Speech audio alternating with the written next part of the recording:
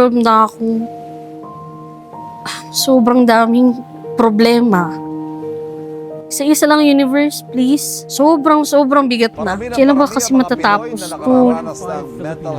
Sana may makausap at makikinig sa akin. Cases lamang ang naire-report sa bawat 100,000 na Pilipino.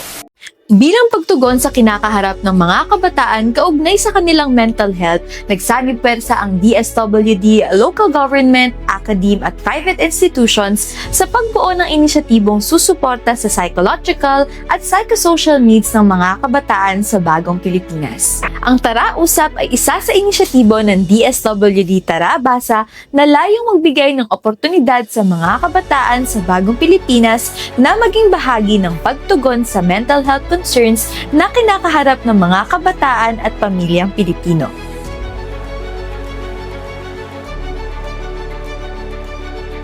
Sa ilalim nito ay isasagawa ang capability building for peer facilitators at Tara Usap circles na magbibigay ng safe space sa kabataan para malaya silang makapagbahagi ng kanilang saloobin at maging sandigan ng bawat isa.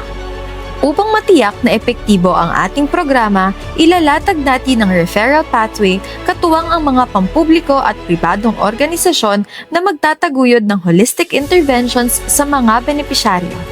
Sa Tara Usap, ang bawat boses ng kabataan ay mapakikinggan. Kaisa rin natin ang kabataan sa pagsigurong wala ng pamilya ang makararamdam na sila ay nag-iisa.